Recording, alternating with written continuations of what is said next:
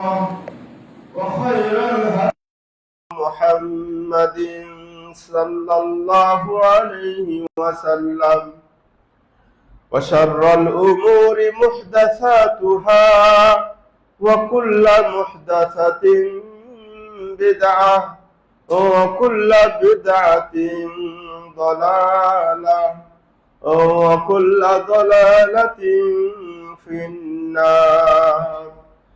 أعوذ بالله من الشيطان الرجيم.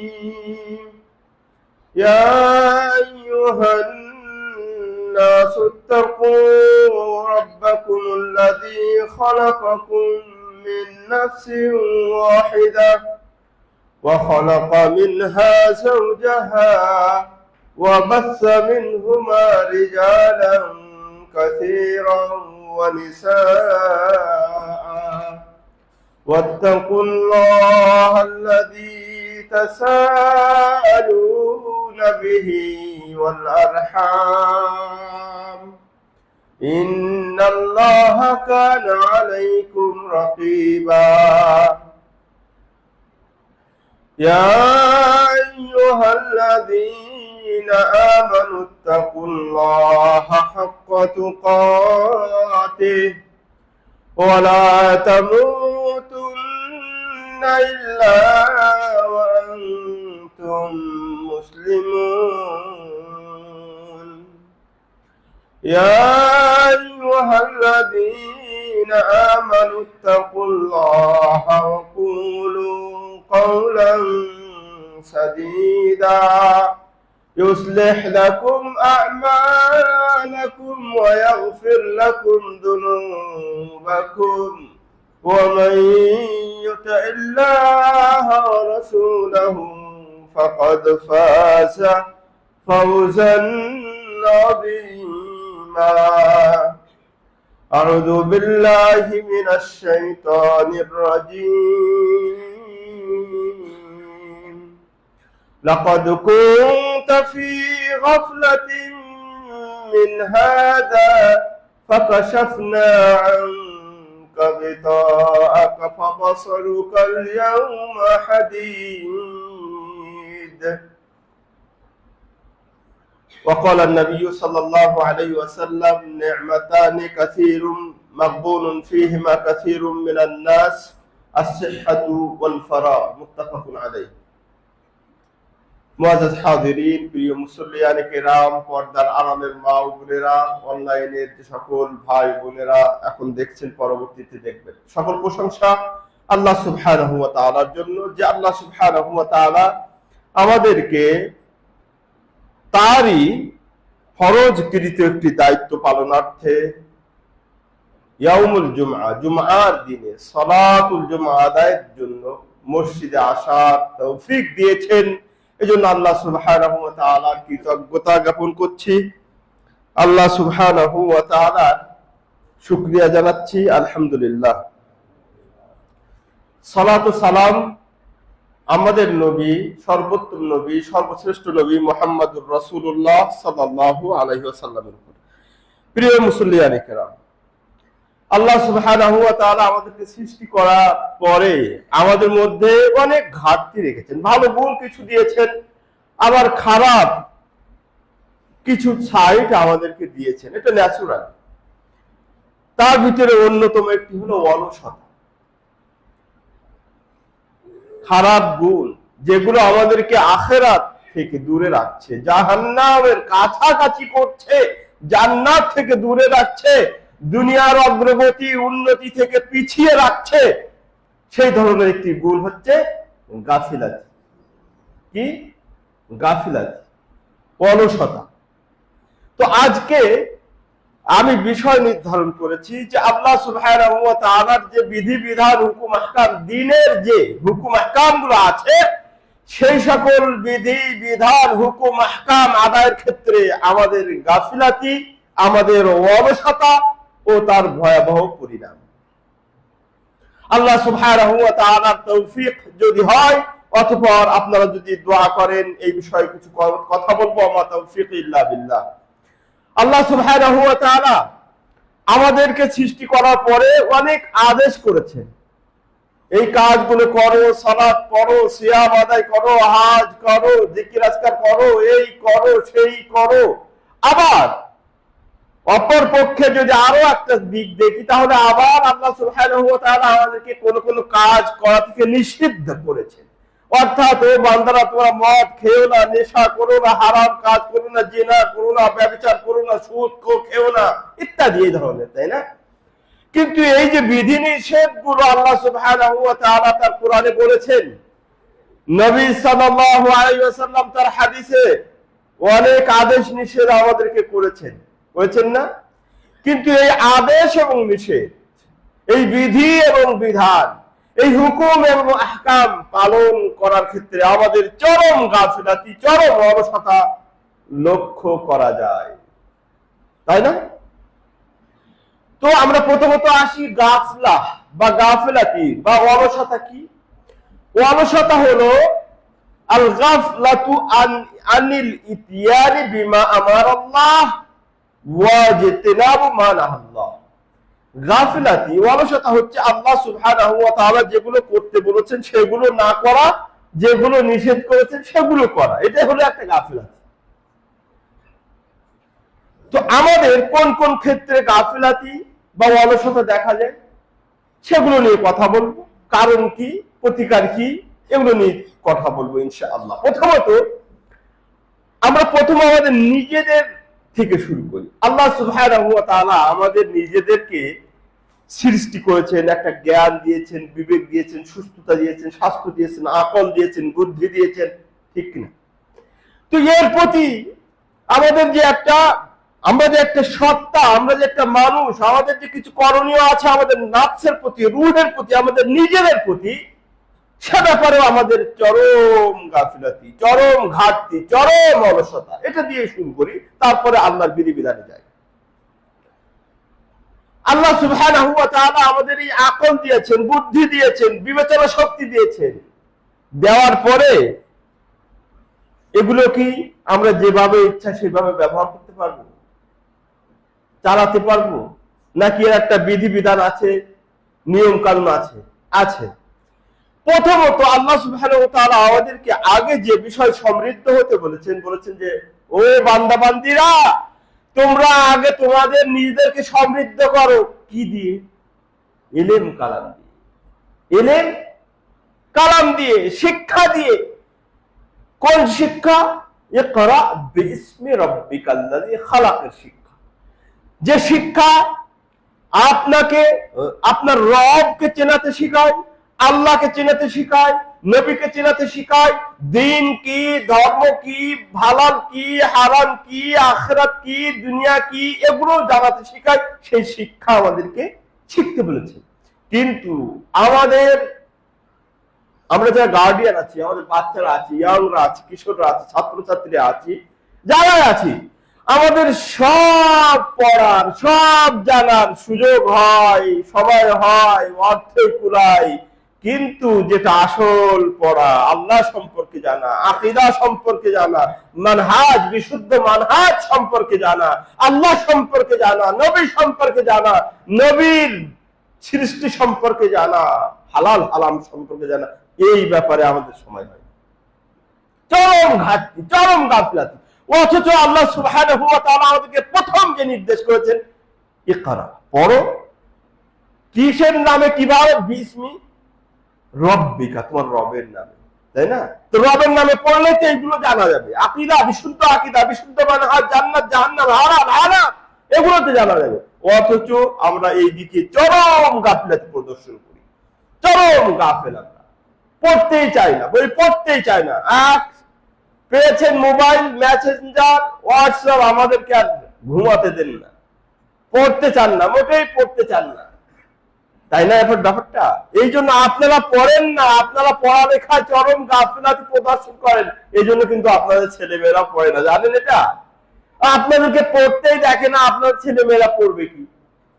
তাহলে আমাদেরকে প্রথম যেটা করতে হবে, আমাদেরকে এই গাফিলাতি ছেড়ে, আমরা যারা লেখাপড়া জানি মোটামুটি, একটু পড়তে হবে, জানতে চেষ্টা করতে হবে, এই গাফিলাতি থেকে বেরিয়ে আসতে হবে। তারপরে আল্লাহ সুবহানাহু ওয়া তাআলা আমাদের যে দেহ বডিটা দিয়েছেন এটাকে হেফাজত করতে বলেছেন, এটাকে আল্লাহ সুবহানাহু ওয়া তাআলার বিধিবিধান অনুযায়ী চালাতে বলেছেন, কিন্তু সেটাও আমরা চরম গাফিলাতি, সেক্ষেত্রে আমরা চরম গাফিলাতি প্রদর্শন করি। আল্লাহ সুবহানাহু ওয়া তাআলা বলেছেন ওয়ালা তুলকু বিআইদিকুম ইলা তাহলুকা, তোমরা তোমাদের নিজেদেরকে হারাম, তোমাদের ধ্বংসে, নিজেদেরকে হারামের মানে যেগুলো কি বলে ধ্বংসের দিকে ঠেলে দিও না। কিন্তু আমরা বিড়ি খেয়ে, সিগারেট খেয়ে, নেশা করে, হারাম খেয়ে আমাদের নিজেরা নিজেদেরকে কিসের দিকে, ধ্বংসের দিকে ঠেলে দিচ্ছি। এই যে গাফিলাতি, এই গাফিলাতি, অলসতা, এই বিষয়ে সচেতন হতে হবে, সতর্ক হতে হবে। আমরা সব বিষয় জানি, নামাজটা সত্য কথা বলতে মুসলমান মানে ব্যাপকভাবে আলাল আম মানে মুসলমান, আর তার মধ্যে আমরা যারা এই সহি আকীদা, সহি বিশুদ্ধ মানহাজ, আহলে হাদিস বলে দাবি করি, আমাদের দেখেন আপনি কয়জন সালাতের এ টু জেড জানে, এ টু জেড মানে তাকবীর থেকে তাসলিম সালাম পর্যন্ত, মানে খুবই কম লোক পাওয়া যাবে যে নির্ভুল ভাবে জানে। অথচ এই আমাদের মুসলমানদের ইমানের পরে সবচেয়ে গুরুত্বপূর্ণ কোনটা? সালাত। সেই ব্যাপারে চরম গাফিলাতি। একটু শিখি না, সকালে একটু সময় করুন, তারপরে সন্ধ্যায় একটু সময় করুন, ঘুমের আগে একটু সময় করুন। যে সকল দোয়া জানেন না সেগুলো শিখতে হবে। আমি নাম বলবো না, আমার খুবই কাছের লোক, আমার রিলেটিভ বলি, আর আগে না যায়, তিনি আমাদের খুলনার এলাকার কমিউনিস্টদের আমরণ সভাপতি ছিলেন, ঠিক আছে, আমরণ। কিন্তু ওই কমিউনিস্ট জানেন তো আমাদের খুলনা ওই সাইডে খুবই কমিউনিস্টের প্রভাব ছিল। তো এক সময় আমার ওই রিলেটিভটা শেষের দিকে এসে বুঝতে পারলেন যে এই কমিউনিজম, আমি তাকে অনেক তার সাথে বসছি, অনেক বসছি, আমি তার ছোট বাচ্চা হই, আত্মীয় হই, তার সাথে বসছি। বসার পরে তাকে বুঝালাম, শেখালাম, আস্তে আস্তে সে নামাজে চলে আসলো। কি হলো? নামাজে চলে আসলো। আমার বলার উদ্দেশ্য আছে ঘটনাটা, আমরা তো ফাউ কথা বলি না, এর উদ্দেশ্য আছে, শিক্ষা। যখন তিনি বুঝলেন, জানলেন, সারা জীবন ছাত্র জীবন থেকে সেই কমিউনিস্টের নেতা, সে তো নামাজ রোজা, মানে কমিউনিস্ট মানে অধিকাংশ কি নাস্তিক, অধিকাংশ তারা নামাজ রোজা ধার ধার না। যখনই আমি তাকে বুঝাতে আল্লাহ সক্ষমতা দান করলেন, আল্লাহ তৌফিক দিলেন তাকে, সে তখন থেকে সে দোয়া, কালাম, নামাজ এ টু জেড শিখলেন। বুঝতে পেরেছেন? ইমামের কাছে, আমার হাতে। তাহলে তো লজ্জার কিছু কারণ নেই। আমরা অনেকেই জানি না, আমরা ছোটবেলায় মা বাবা এত সচেতন ছিল না, এইভাবে পরিবেশ পাইনি। এখন আল্লাহ সুবহানাহু ওয়া তাআলা আমাদেরকে সুযোগ দিয়েছেন, আমাদেরকে বুঝ দান করেছেন, তাহলে আমাদেরকে এই অলসতা ছেড়ে, লজ্জা ছেড়ে মরার আগে অবশ্যই আপনাকে আপনার নামাজটা পারফেক্ট করে শিক্ষা করে যেতে হবে। যেমন নবী সাল্লাল্লাহু আলাইহি ওয়াসাল্লাম পড়তেন, সেই সালাত পড়ে যেতে হবে, সেই শিখে যেতে হবে, সেটা করতে হবে। কিন্তু না, লজ্জায়, ব্যস্ততার কারণে চরম অলসতা দেখায়। আরে দোয়া দিবে, আউয়ালু মা ইউহাসাবু আলাইহিল আবদু আস-সালাহ। কিয়ামতের দিন প্রথম যে বিষয় আল্লাহ হিসাব নেবেন কিসের? সালাতের। সেটাই যদি ফেল হয়ে যায়, পরবর্তীতে ফেল হতেই থাকবেন। বুঝতে পেরেছেন? এই জন্য এ ব্যাপারে অলসতা দেখানো যাবে না। এটাকে এখনো সময় আছে, সুযোগ আছে। আপনি এটাকে কারেকশন করুন, শিখুন। মরার পরে কিন্তু আর সুযোগ দেওয়া হবে না আপনাকে। মরলেন তো সব কিছু ক্লোজ, চারটে দরজা বাদে, তাই না? তাহলে এই ব্যাপারে গাফিলাতি প্রদর্শন করা যাবে না। এবার আমরা চলি নিজেদের প্রথম ব্যাপার, নিজেদের ব্যাপারে যে গাফিলাতি করি এগুলো আর করা যাবে না। আপনি লজ্জার কিছু নেই। সাহাবাগণ সব কি তরুণ বয়সে, যুবক বয়সে সাহাবী হয়েছিলেন না? বয়স্ক ছিলেন অনেকেই বয়স্ক ছিলেন, অনেকেই। তারা দিন শিখেনি, তারা কোরআন মুখস্থ করেননি, তারা সব কিছু শিখেছিলেন, লজ্জা করেননি, গাফিলাতি করেননি। আমরাও করবো না। আজকে লজ্জার কারণে, গাফিলাতির কারণে আপনি না শিখে গেলে কিন্তু কবরে গিয়ে আমার এই ওয়াজ মনে হবে, কিন্তু কাজ হবে না, সুযোগ থাকবে।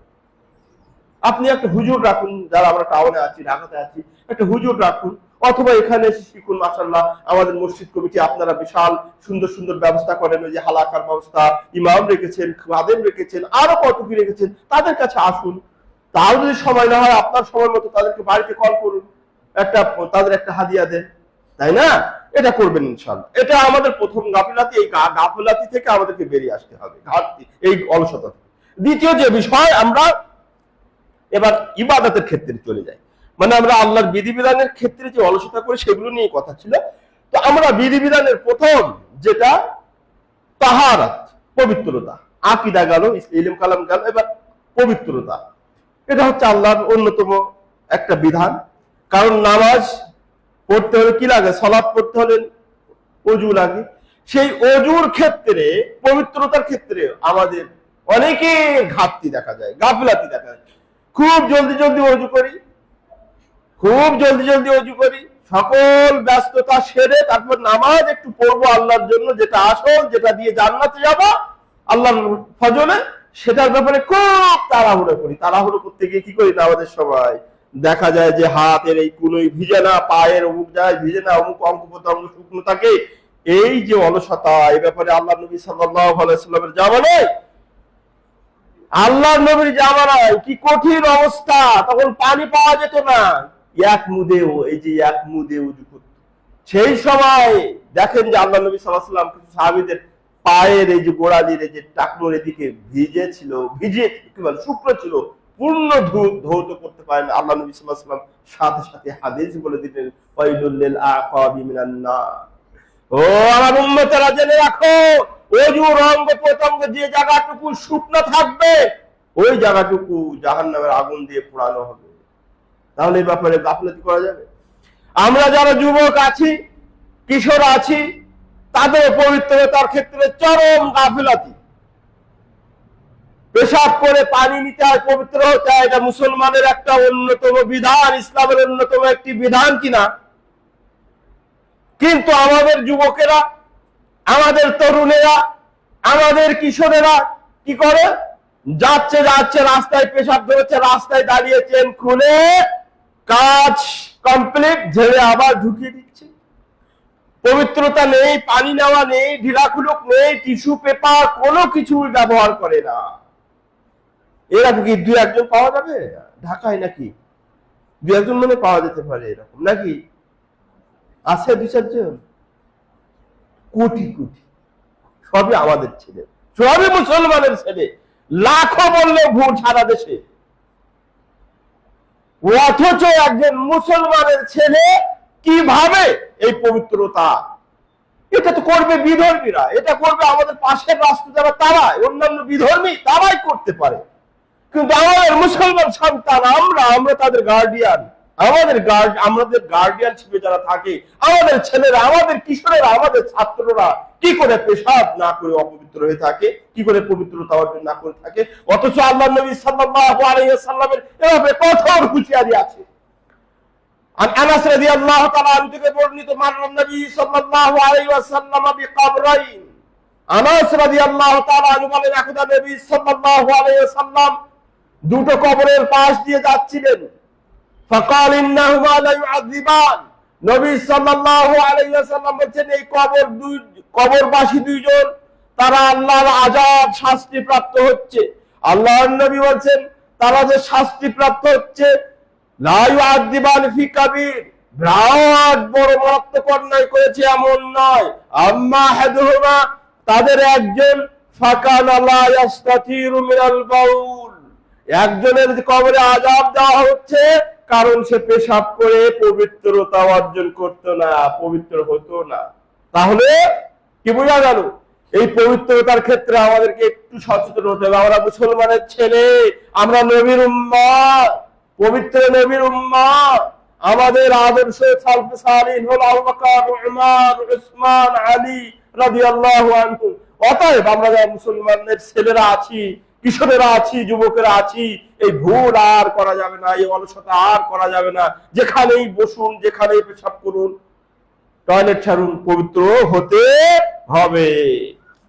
দ্বিতীয় যে বিষয়, তাহলে পবিত্রতার ক্ষেত্রে আমরা অলসতা করি, এই অলসতা আর করা যাবে না, তাহলে কবরে আযাব হবে। কবরে হলে এরপরে স্টেশন তো আরো বাকি। দ্বিতীয়, এর পরের যে বিধান, ওযু করলাম সালাতের জন্য, তো সালাতের ব্যাপারে সবচেয়ে আমাদের আগ্রহ দেখা যায় নাকি? দেখেন না, মসজিদ জুমার দিন আসতেছে, সালাতের ব্যাপারে আমরা উম্মতে মুহাম্মাদের সবচেয়ে আগ্রহ দেখা যায় নামাজের পরে। এই জন্য আযান দিলে দেখবেন বাড়ি ঘর খালি হয়ে মসজিদ ভরাট, নাকি না উল্টো চিত্র?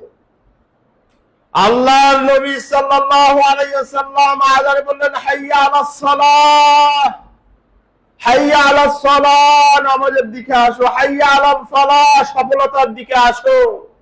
আর আমরা আযান দিলে কি করি? কাম কাজ বন্ধ করে, লেখাপড়া বন্ধ করে একটু মোবাইল নিয়ে বসি, না একটু টিভি ছাড়ি।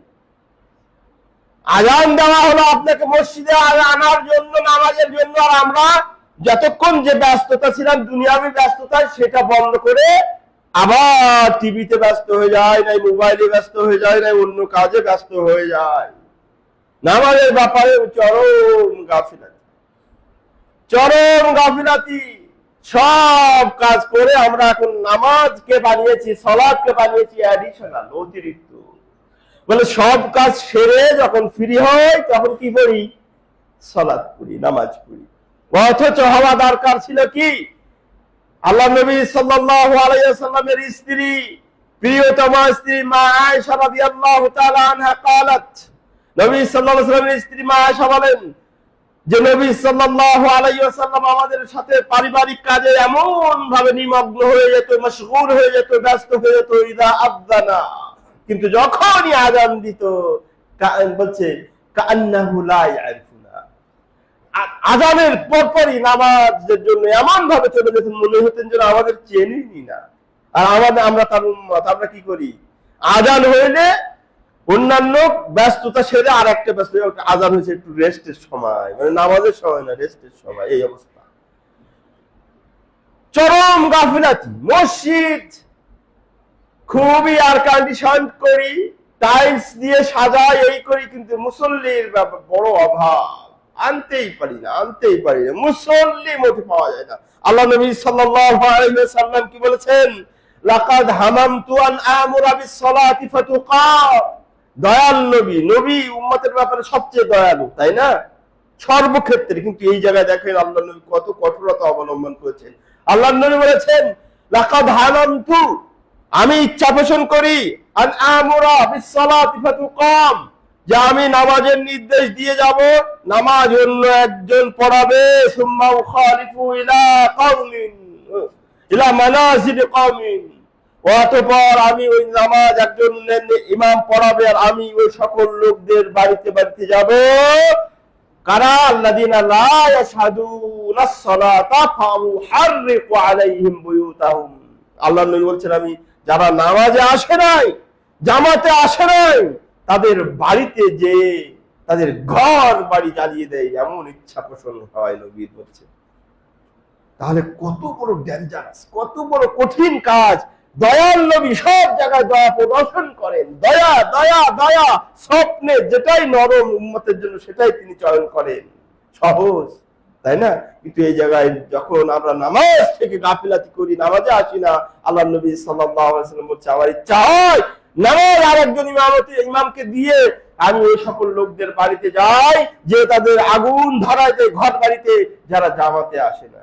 কত বড় ডেঞ্জারাস কথা, চিন্তা করেছেন? কিন্তু আমাদের এই গাফিলাতি কি ছাড়ছে? আমরা কি গাফিলাতি থেকে কি বের হয়ে আসতে পারছি, ছাড়তে পারছি না? নামাজে তো আসি না, জামাতেও আসি না, নামাজও পড়ি না, জামাতেও আসি না, দুই জায়গায় আমাদের গাফিলাতি। এই গাফিলাতি ছাড়তে হবে। আল্লাহ নবী সাল্লাল্লাহু আলাইহি ওয়াসাল্লাম কি বলেছেন?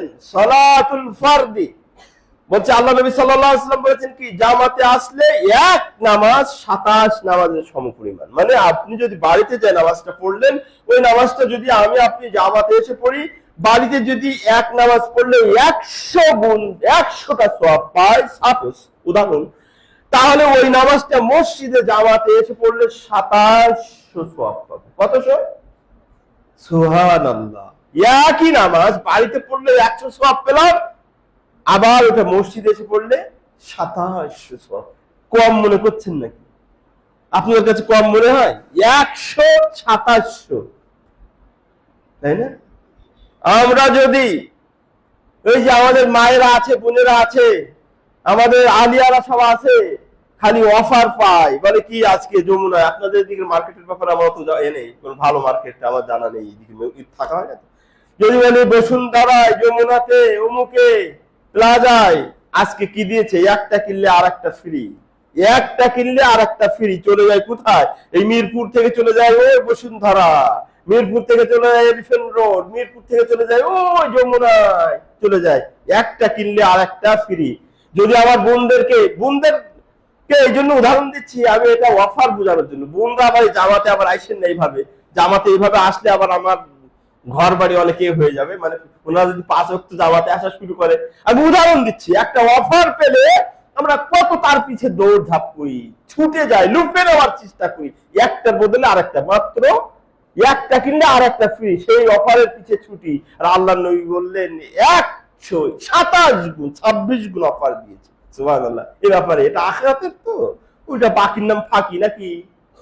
ও মুসল্লিয়ানে কেরাম, ও মা বোনেরা, বাকির নাম ফাঁকি আল্লাহর কাছে, নবীর কাছে, নবীর খাতায় বাকির নাম কি? ফাঁকি। নাউযুবিল্লাহ। ওইটাই আসল। অথচ এইগুলো আমাদের চরম গাফিলাতি, নামাজে জামাতে চরম গাফিলাতি। জুমার কথাটা বলে দিই, জুমার খুতবা, যখন জুমার খুতবা আসতে আমাদের এত মনে হয় যে পায়ে মেহেন্দি দিছে, মেহেন্দি নিয়ে হাঁটা যায় না, এই অবস্থা, আসতেই চায় না, আসতেই চায় না।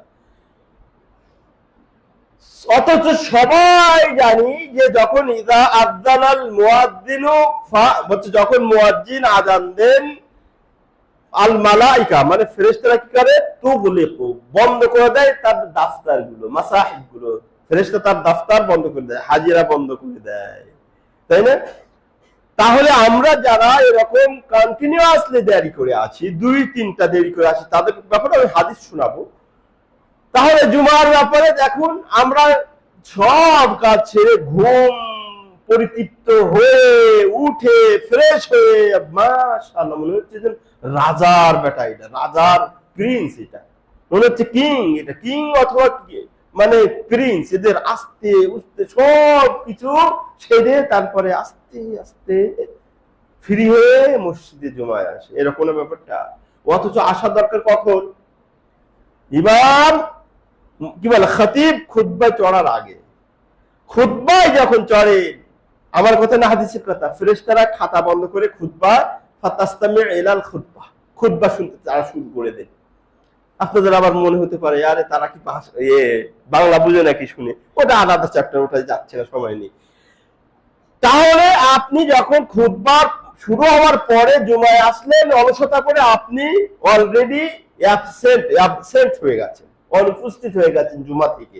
আর আল্লাহ নবী সাল্লাল্লাহু আলাইহি ওয়াসাল্লাম দুটো হাদিস বলেছেন। আনাস রাদিয়াল্লাহু তাআলা আনহু থেকে একটা, মুসান্নাফ ইবনে সাহিবের হাদিস বলছে, মান তারাকা সালাসা জুমআত মুতাতালিয়াত, যে ব্যক্তি 3টা মানে জুমা কন্টিনিউয়াসলি দেরি করে আসবে, মানে খতিব কি করবে, খুতবা দেওয়া শুরু করার পরে আসবে, মানে খুতবাতে উপস্থিত হবে না, এটা অনুপস্থিত হয়ে গেল, আল্লাহ নবী সাল্লাল্লাহু আলাইহি ওয়াসাল্লাম তুবি আলা কলবিহি, তার অন্তরে মোহর মেরে দেওয়া হবে। আরেক রিওয়ায়াতে আল্লাহ নবী সাল্লাল্লাহু আলাইহি ওয়াসাল্লাম বলেন, মান তারাকা সালাসা জুমআত মুতাতালিয়াত কুতিবা মিনাল মুনাফিকিন, তাকে মুনাফিকদের খাতায় তার নাম লেখা হয়।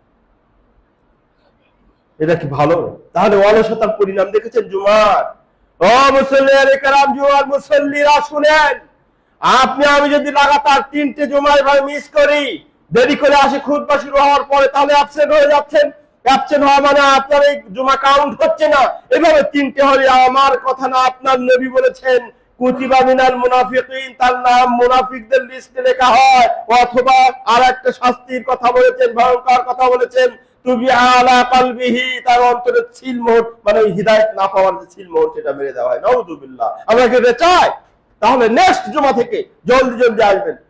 আরে জুমার পরে তো ফিরি, অফিস ছুটি, সেই সকাল থেকে ঘুমাচ্ছেন, এত ব্যস্ততা কিসের? জুমাটা সেরে তারপরে ব্যস্ততা, যত ব্যস্ততা আছে এ করবেন, জুমাকে আগে রাখবেন, ফার্স্ট প্রায়োরিটিতে রাখবেন, ঠিক আছে তো? এই ব্যাপারে আমাদের চরম গাফিলাতি। তারপরে আর নামাজ গেল, যাকাত দিয়ে শুরু করি, একটু সময় বেশি নাই এই জন্য একটা জিনিস কিছু কিছু স্কিপ করছি। যাকাতের ব্যাপারে আমরা মাশাআল্লাহ অনেকেই ধনাঢ্য ব্যক্তি, আল্লাহ সুবহানাহু ওয়া তাআলা আমাদেরকে অনেকের ধনাঢ্য করেছেন, মাল ধন সম্পদ দিয়েছেন, কিন্তু যাকাত আদায়ের ব্যাপারে চরম অলসতা, চরম গাফিলাতি। এই পয়সা আর বের হতে চায় না। এই মাল কার? মাল কার? মালুল্লাহ। মাল হলো আল্লাহর সম্পদ, আপনাকে আমাকে দিয়েছেন এটা দেখভাল করতে, দেখাশোনা করতে, পরীক্ষার মাধ্যম বানিয়েছেন। অতএব আল্লাহ সুবহানাহু ওয়া তাআলা এবং আপনার নবী এই যে যাকাত দিতে বলেছেন, কখন বলেন তো? আপনার সব কাম কাজ প্রয়োজন পূর্ণ হওয়ার পরে যে মালটা অতিরিক্ত এক্সেস থাকে তার থেকে 2.5%। কত সুন্দর ব্যবস্থা করা।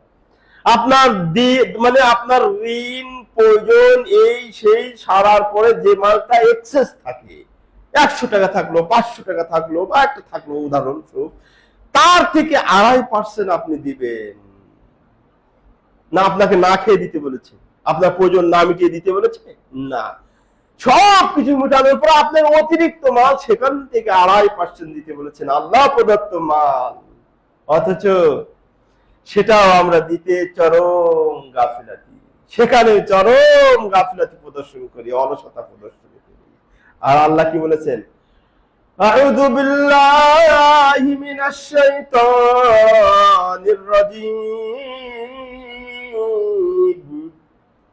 আল্লাযীনা ইয়াকনিজুনা আয-যাহাবা ওয়াল ফিদ্দাতা ওয়া লা ইউনফিকুনা ফি সাবিলিল্লাহ ফাবাশশিরহুম বিআযাবিন আলীম।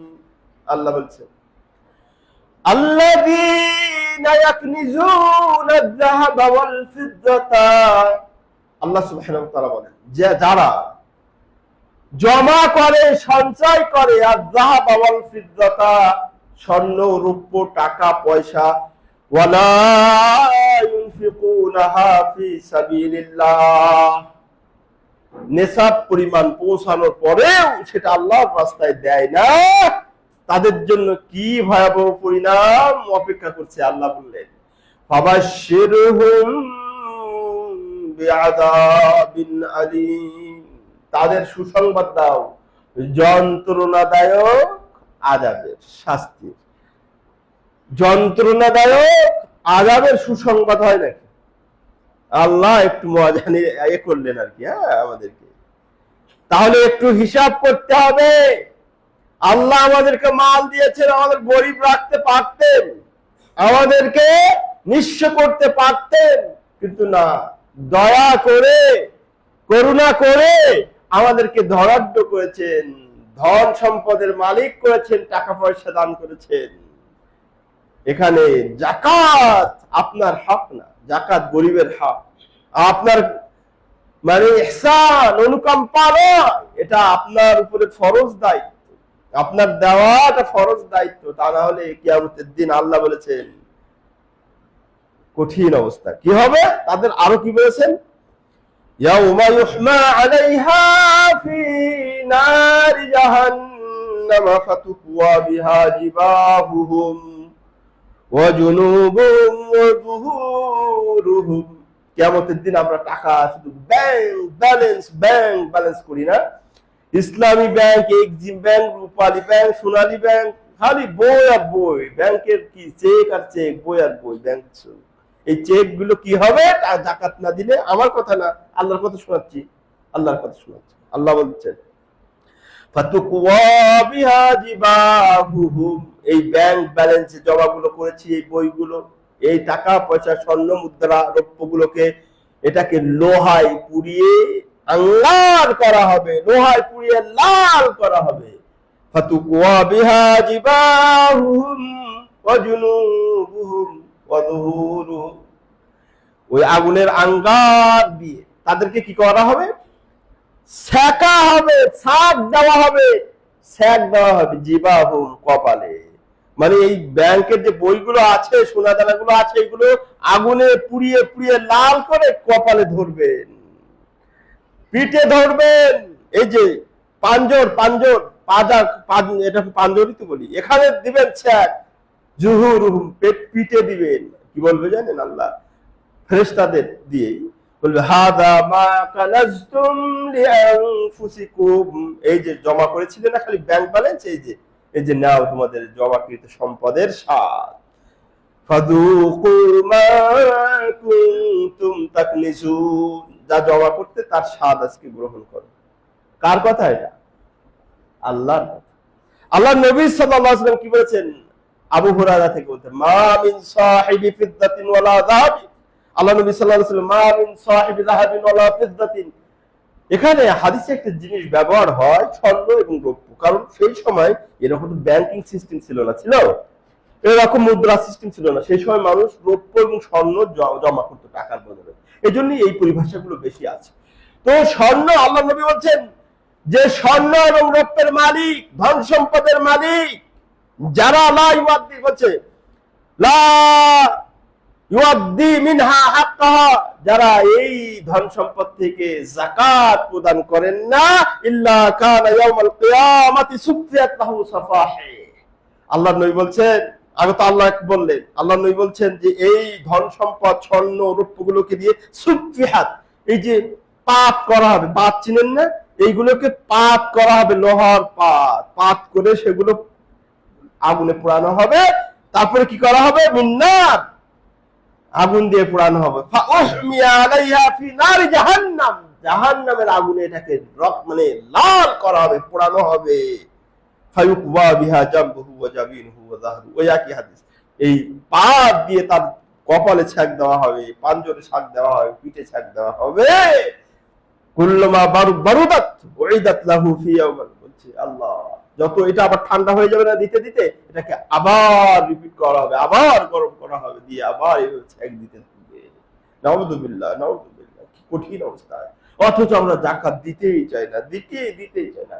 আল্লাহ নবী সাল্লাল্লাহু আলাইহি ওয়াসাল্লাম অপর এক হাদিসে বলছে, মান আতাহুল্লাহু মালান, আল্লাহ নবী সাল্লাল্লাহু আলাইহি ওয়াসাল্লাম যে ব্যক্তিকে আল্লাহ মাল ধন সম্পদ দান করলো, ফালাম ইউদ্দি যাকাতাহু, অথচ সে তার সেই ধন সম্পদের যাকাত আদায় করলো না, মুসিলা লাহু ইয়াউমাল কিয়ামাতি সুজাআন আখরা, ওই ধন সম্পদকে একটি টাক বিষাক্ত সাপ আকার আকৃতি প্রদান করা হবে এবং তাকে সবল করতে হবে, ইতাউবিকুহু ইয়াউমাল কিয়ামা, তাকে মানে সবল মারতে থাকবে, বিষাক্ত সবল মারতে থাকবে, মানে তাপ দেয় সবল মারতে থাকবে এবং বলবে যে আনা মালুকা আনা কানজুকা, ওই যে নাও আমি তোমার মাল, আমি তোমার ধন সম্পদ যেটা জমা করে রেখেছিলে, যাকাত দাও নাই। তাহলে আমরা এ ব্যাপারে চরম অলসতা দেখাই না ভাইরা, মায়েরা, বোনেরা, এ ব্যাপারে যাকাত ফরজ হলে অবশ্যই যাকাত দিতে হবে। যদি অলসতা করেন তাহলে তার পরিণাম শুনলেন। আমরা সিয়ামের ব্যাপারেও গাফিলাতি করি, রোজার ব্যাপারে। তো রোজার ব্যাপারে রোজার সময় অনেক আলোচনা হয়, এই জন্য আমি এটাকে বেশি করবো না। হজের ব্যাপারেও একটু বলি, রোজার ব্যাপারে একটু বলি, একটা যদি না বললে আবার কেমন হয়ে যায়। রোজার ব্যাপারে আমরা ফরজ রোজাটা কিছুটা কোনো প্রকার, ওই যে অনেক বলে না নাক কান ধরে আদায় করা, মানে বাধ্য হয়ে কোনো প্রকার, আরো যে কত নফল রোজা, এই রোজা, সেসবের ব্যাপারে আমাদের চরম গাফিলাতি। নফল রোজা, আইয়ামে বিয়েদের রোজা, এই যে আশুরা গেল, আশুরার রোজা, আরাফার রোজা, তারপরে প্রত্যেক সপ্তাহের রোজা, এ ব্যাপারে চরম গাফে, রোজা রাখতেই চাই না, খাইলে কি। অথচ দেখুন আমরা কেমন রোজা রাখতেই চাই না, আবার ডায়েটের সময় ডায়েট ঠিক মতো করি। আরে তুমি আমি যদি কি করি, রোজাটা রাখি, ডায়েট হয়ে যাবে, সওয়াবও পাবো, আবার সব ঠিক হয়ে যাবে, স্বাস্থ্য সুন্দর থাকবে, তাই না? অথচ আমরা ডায়েট করার ব্যাপারে ডাক্তার সাহেব বলেছেন, প্রেসক্রিপশন করেছেন, গোশত খাওয়া যাবে না, এই খাওয়া যাবে না, ভাত খাওয়া যাবে না, এক সপ্তাহ এই ফল ফ্রুট খেতে হবে, এই করতে হবে, সেই করতে, লম্বা প্রেসক্রিপশন করে দিয়েছে। ফিটনেসের জন্য সব করতে রাজি। সব চাইতে বড় ডাক্তার বললেন রোজা থাকতে, তারপরে ডাক্তার নবী বললেন রোজা থাকো, ফিটনেস চলে আসবে, এমনি সব পাইবা, বডি স্বাস্থ্য আল্লাহর আযাব থেকে, জাহান্নামের আযাব থেকে হেফাজত থাকবে, এ ব্যাপারে খেয়াল নেই। আল্লাহ নবী সাল্লাল্লাহু আলাইহি ওয়াসাল্লাম বলেছেন, আবু সাঈদ খুদরি থেকে বলছে, মান সামা লিল্লাহি ইয়াওমান, যে ব্যক্তি আল্লাহর জন্য একটি নফল রোজা, এর ভিতরে সামা ইয়াওমান বলছে, যে রোজাই হোক, ফরজ রোজা নফল রোজা যাই হোক না কেন, একটি রোজা যদি আমি আপনি আল্লাহর জন্য রাখি, আল্লাহ নবী সাল্লাল্লাহু আলাইহি ওয়াসাল্লাম বলেন বাদাহুল্লাহু ওয়াজহাহু 70 খরিফাম মিনান নার, তার চেহারাকে জাহান্নাম থেকে 70 বছরের রাস্তা দূরে নিয়ে যা ফেলানো হয়। সুবহানাল্লাহ, মানে আমাকে আপনাকে জাহান্নামের আযাব থেকে 70 বছরের রাস্তা দূরে নিয়ে যাওয়া হবে। সুবহানাল্লাহ। ডায়েট, রোজা না রেখে ডায়েট করেন, রোজা রেখে করেন, তা না হলে আল্লাহ এমন টাইট দিবে, এমনি টাইট, মানে টাইট দিলে আপনার ডায়েট হয়ে যাবে, এমন বাড়ি, এমন কষা দিবে ফেরেশতারা, এমনি মানে টাইট নাকি বলে ডায়েট হয়ে যাবে। বুঝা গেল? এর জন্য রোজার ব্যাপারে আমরা হালকা করবো না, ও ব্যাপারে আমরা বিস্তারিত কথা বলবো আল্লাহ চাইলে ইনশাআল্লাহ। হজের ব্যাপারে চরম গাফিলতি। হজ কি ফরজ না? আমরা খালি নামাজ দুই একটা আনুষ্ঠানিক মানে ইবাদতকে মনে করে নিচ্ছি এটুকু ইসলাম, সবই তো একটা। আপনার নামাজ যেমন ফরজ, পর্দা যেমন ফরজ, হজ যেমন ফরজ, রোজাও এরকম ফরজ। হজের ব্যাপারে অনেকের উপরে হজ ফরজ হয়েছে, আমরা জানি আমাদের এলাকাতে অনেকের উপরে হজ ফরজ হয়েছে, কিন্তু হজে যাওয়ার নামে খোঁজ নেই। আরে আমার মেয়ের বিয়ে হয় নাই, আমার অমুক বাকি, বিল্ডিং হয় নাই, এই হয় নাই, এই কাজ বাকি, সেই কাজ বাকি, এটা কি আল্লাহ গ্রহণযোগ্য? এখন আপনার উপরে এখন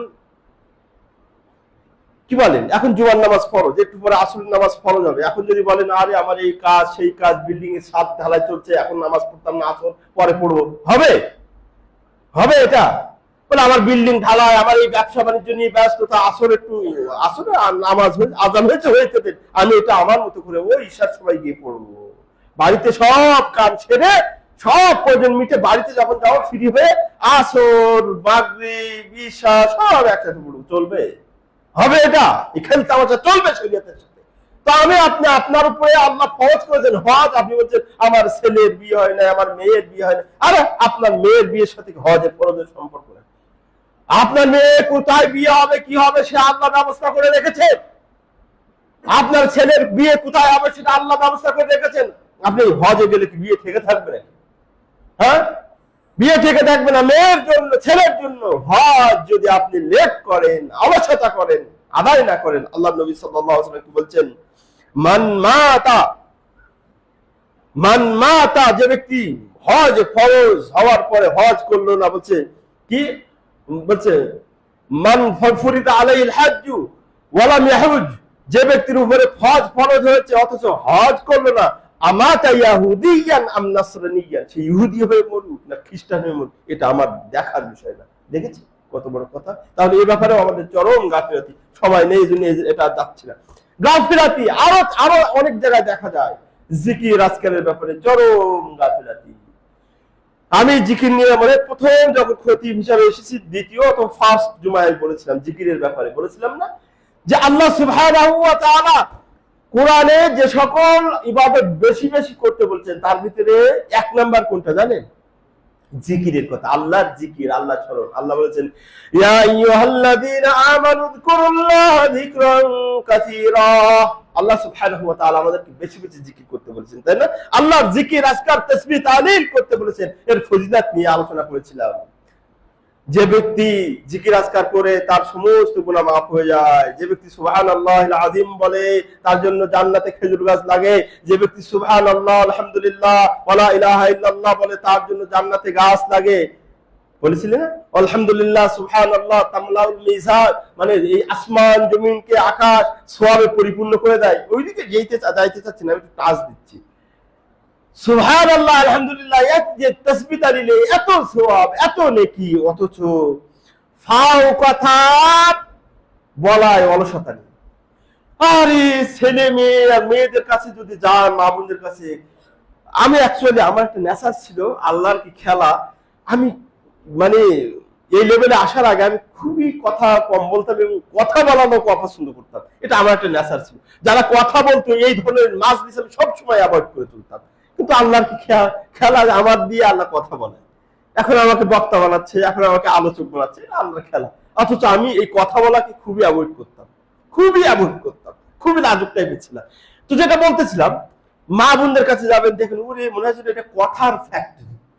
এটা কি কথার ফ্যাক্টরি। আল্লাহ, এই যে আমি মাঝে মধ্যে আপনাকে বলি, আমি 2 দিন আমার ইউনিভার্সিটি, আমাদের একটা ইউনিভার্সিটি আছে জানেন তো, আমার একটা ইউনিভার্সিটি আছে, international Islamic university of science and technology বাইপাইলে, সেখান থেকে আমি আসছি খুতবা দিতে।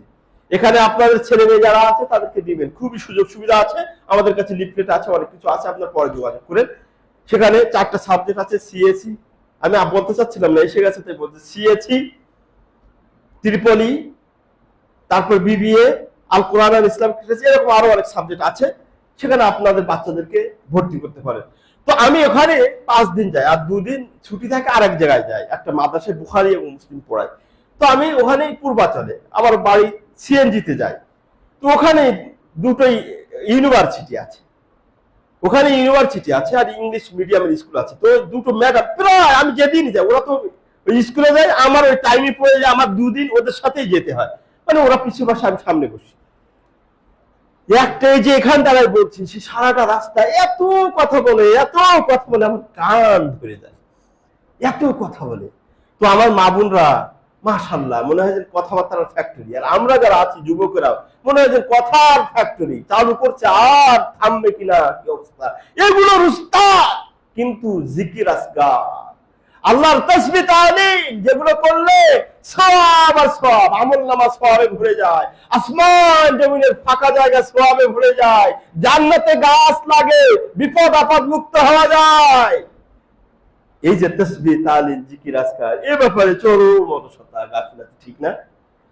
কয়জন আমরা মানে দিনে 100 বার তাসবিহ তাহলিল করি? কয়জন পাবো? আপনি, আমি বুকে হাত দিয়ে একটু, আমি আজকে বললাম, আপনি এই যে মানে 1 সপ্তাহের ভিতরে আপনি একটু হিসাব করবেন যে আমি 100 বার কত জিকির করেছি, মানে নামাজের জিকির বাদে আপনি 100 বার কি জিকির করেছেন?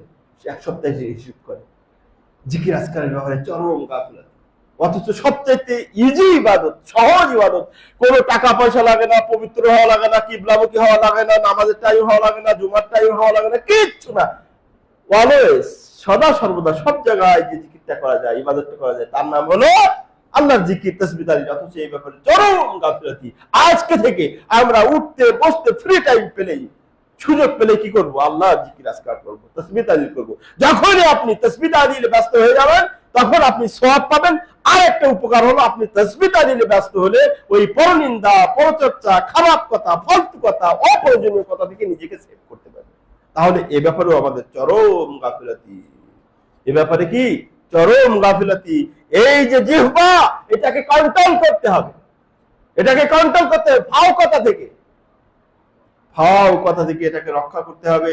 ওই যে কিয়ামতের দিন একটা হাদিস জানেন না, কিয়ামতের দিন কিছু মানুষ ইয়াকুবুনা আলা উজু, বলছে কি, তারা কিয়ামতের দিন মানুষেরা, কিছু মানুষ তাদের জিহ্বা মুখের উপরে ভর করে হাঁটবে। এই ঘটনা নবী সাল্লাল্লাহু আলাইহি ওয়াসাল্লাম যখন সাহাবীদেরকে শোনাচ্ছেন, সাহাবারা বলছেন এটাও কি সম্ভব? মানুষেরা জিহ্বা মুখের উপরে ভর করে কি করে হাঁটবে? তো আল্লাহ নবী বলছেন যে আল্লাহ তোমাকে পা দিয়ে হাঁটাচ্ছেন, ওই আল্লাহ তোমাকে মুখ দিয়ে হাঁটাবেন, কিন্তু ইল্লা হাসাইদা আলসিনাতুহুম, এই যে মুখের উপর ভর করে হাঁটবে, কারণ তার এই মুখকে, জিহ্বাকে কন্ট্রোল করেনি, খালি ফাও কথা, পরনিন্দা, পরচর্চা, অপ্রয়োজনীয়, নিষ্প্রয়োজনীয় ফালতু কথা বলেছে, এই জন্য তাদের এই সাজাটা দেওয়া হবে। তাহলে এই সাজা থেকে বাঁচতে হলে, সওয়াব পেতে হলে, সবাইকে ভালো কাজে লাগাতে হলে কি করতে হবে? এই গাফিলাতি থেকে মুক্ত হতে হবে, জিকির আজকার বেশি বেশি করতে হবে। আল্লাহ আমাদের তৌফিক দান করুন। আরেকটা গাফিলাতি, আর দুটো পয়েন্ট বলবো, 15ই তো 15। আরেকটা গাফিলাতি আমাদের দেখা যায় বাচ্চার লালন পালনের ক্ষেত্রে, তারবিয়াতুল আওলাদ, বাচ্চাদের ব্যাপারে আমাদের চরম গাফিলাতি। আমরা কিভাবে গাফিলাতি করি? বাচ্চা তো আল্লাহর আমানত, নাকি আপনি কষ্ট করে বানিয়েছেন? কষ্ট করে বানাতে হলে বড় বড় লোক, অনেক লোক, তারা তো কষ্ট করে, তাদের বাচ্চা আছে, কষ্ট করে একটা ছেলে, কত লোক খালি মেয়ে হয়, ছেলে হয় না, কত লোক ছেলে হয়, মেয়ে হয় না। অতএব এগুলো কার দান? আল্লাহর দান। আর এই আল্লাহর আমানত আপনাকে দিয়েছেন পরীক্ষা নিরীক্ষা করার জন্য, এগুলোকে ভালোভাবে ব্যবহারের জন্য, গড়ে তোলার জন্য। কিন্তু আমরা কি করি? আমাদের উচিত হলো, আল্লাহ নবী সাল্লাল্লাহু আলাইহি ওয়াসাল্লাম কি বলেছেন, যখন কোনো বাচ্চা আসে তার কানে কি করতে হয় বলেন তো? আজান দেওয়াতে হয় না? এক কানে আজান আর এক কানে ইকামত, তাই না? কি জন্য?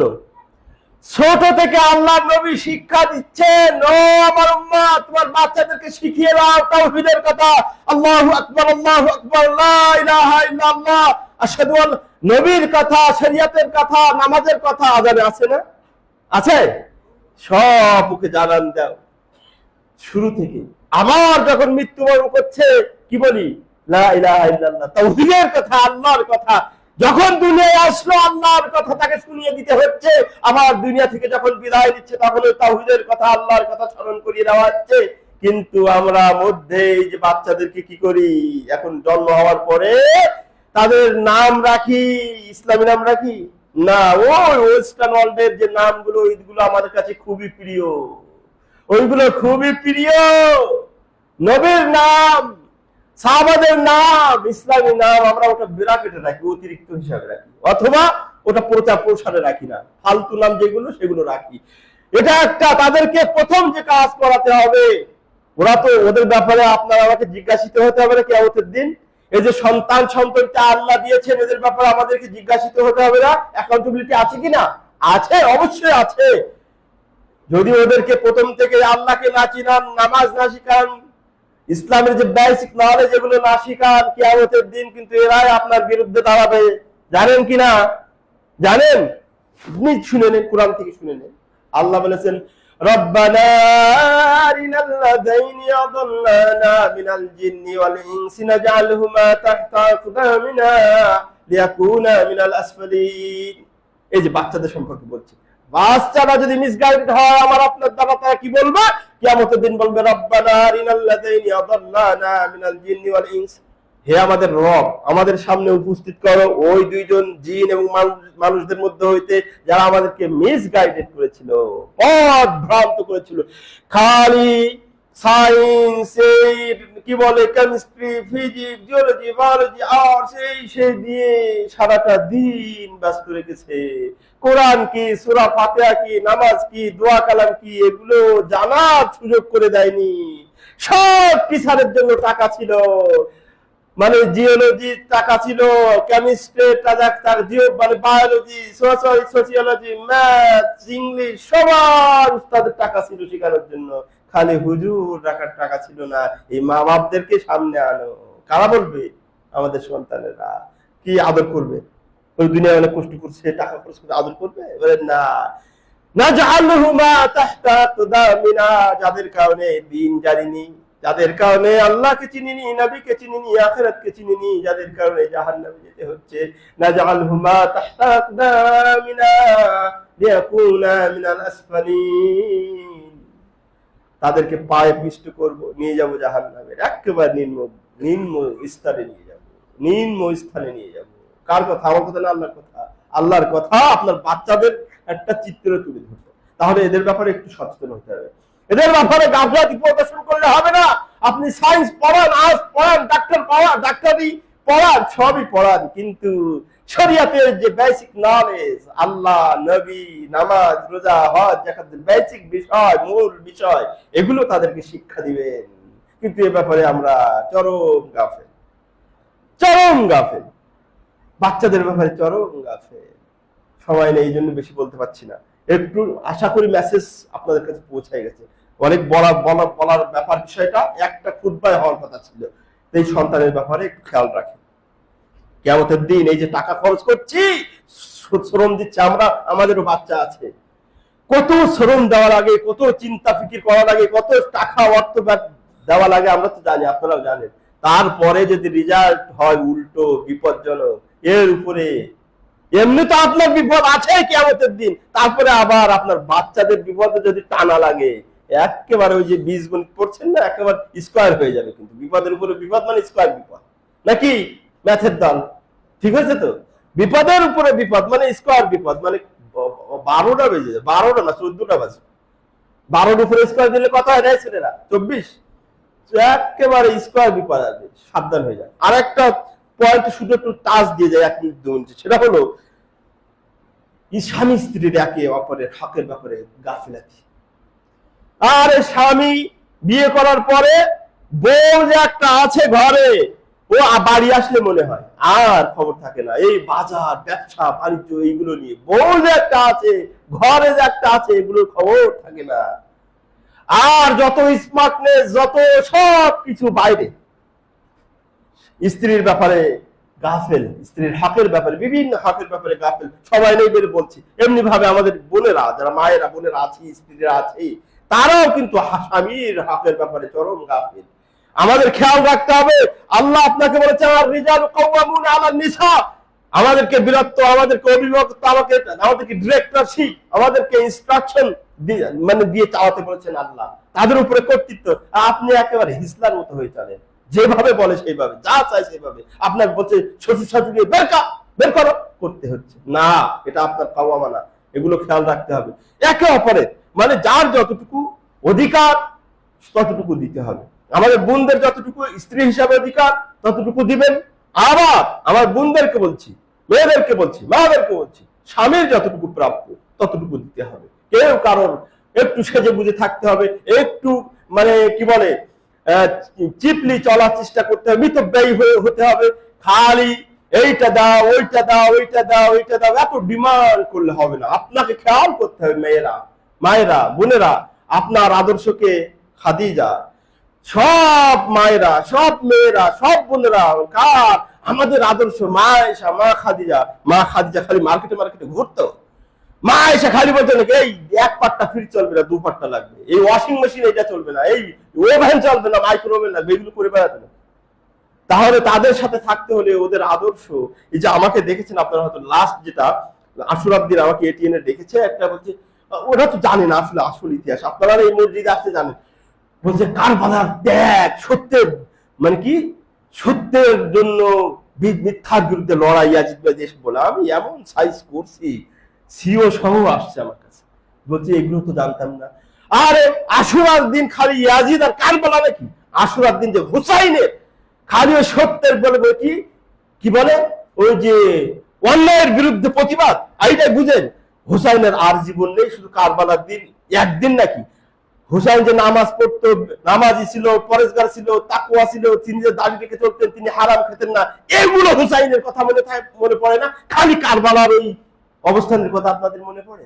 তো আমরা বলবো, ও বোনেরা, বোনদের জন্য খালি মা আয়েশা, মুকাশের সব খালি মা আয়েশার সঙ্গে থাকতে চান, মা আয়েশার লাইফ লিড করতে তো ভালো লাগে, ওই ব্যাপারে তো আপনাকে পাওয়া যায় না।